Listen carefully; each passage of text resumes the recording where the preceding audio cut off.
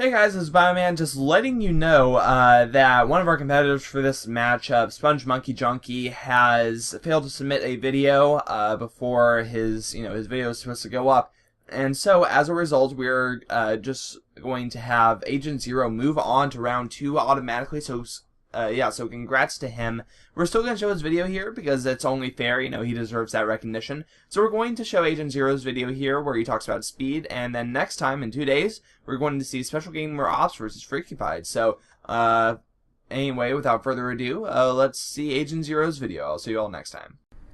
What is up, YouTube? I'm the double agent you can trust, and you can call me Agent 0. Today, we're talking talent versus potential, and before I get on with that, I just want to mention that this is for a Yeousch Recruits commentator tournament, which you guys can vote for me. I'll leave it in the link in the description of my video. It'd mean a lot if you did, and the theme was speed, and you guys know what team I chose, the LA Clippers. Obviously, they run and gun. You call them Lob City for a reason, not for the season. And I also wanted to mention that this was round 2 of a Virgin Gaming match, and it's actually the best match I have ever recorded in the history of what I've ever recorded. So you can see J.R. Smith, that might have been James White, I don't know. I'm watching in bad quality right now. Literally just embarrassed my entire team, and I told him I would get him back for that, and I didn't really, but my team doesn't have... Well, I did have a lot of good dunkers. I can't say that. Anyways, let's get on with the topic. Talent versus potential. I'm talking about sports in this case, but it can work for stuff outside of sports too. Do you like seeing potential teams or talent teams? Talent teams are teams like Miami, LA that kind of get put together, that already have talent, that just get put together. Or you like seeing potential teams that develop with each other, like Indiana, like the Spurs, like OKC, that usually get put together through drafting, a very good scouting, some good signings. So it has to do with that kind of thing. Me personally, obviously I like to see underdogs win, and the underdogs are usually the potential teams. I like to see people improve as players. Paul George is like my second favorite player now. I've seen him improve so much since Danny Granger went out injured. Those are the kind of players I like to see, and this goes for any sport, the NHL, the MLB, the NFL, the FIFA, the MLS, if anybody even watches that.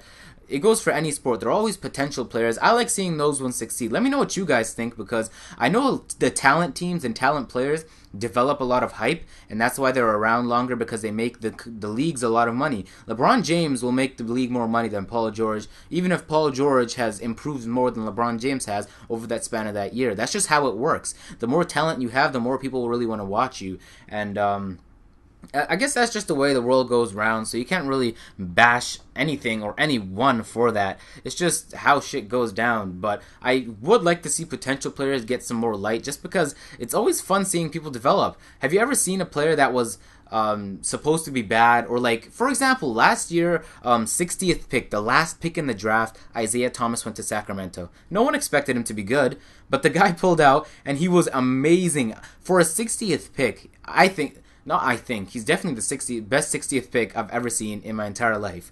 He is not pretty good. He's really good for that pick. He is definitely not that's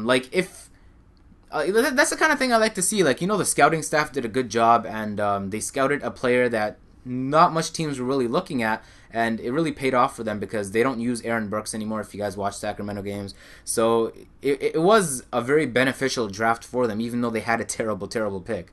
And I'm just going to start talking about the gameplay now. Let me know what you guys think on that topic, whether or not you guys like to see potential players or talent players, because everybody's going to be different, and I'm sure lots of people love to see talent players. I do too, but I also love to see my fair share of potential players.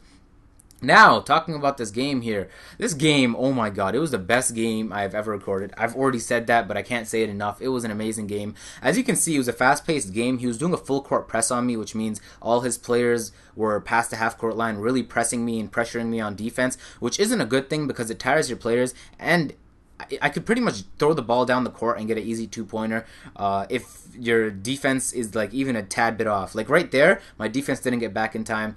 As you can see, he really damaged the circle button on his controller. I feel bad for him. I might just buy him a new DualShock controller, because he was literally spamming it, spinning and Euro stepping all over the place the entire game. As you can see, he presses me right there. Full court presses that's what happens on a full court press.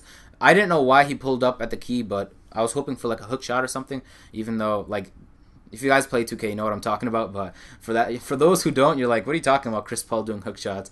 He ain't Hakeem Olajuwon. But you can see me doing it again. I never inbound to the person who's covered, and the people down the court are usually not covered. And for whatever reason, you can throw passes extremely accurate, fast, and powerful in this game. So I guess I'd take advantage of that. But he used a lot of cheese methods in this game. You don't even understand. Like, he would find Steve Novak open and he just would not miss. And J.R. Smith would drive to the net and Carmelo would just spin. And those. You see Steve Novak proving my point. He scored a 3-pointer. And proving my point once again, he did not cover me. Easy 2 points. And that's what full court presses do. So there's 24 seconds left, which means 1 possession. So he doesn't have much time to tie the game. I expected him to take the entire clock, but I guess he thought that was a terrible idea. God knows why, because this is a very offensive-oriented game, so I don't know why he would want to give me another chance to score. So he inbounds the ball. I'm just going to commentate through this for you guys like a commentator would. And he spun, obviously. He gets the ball back, and guess what he does, guys? Did you say spin?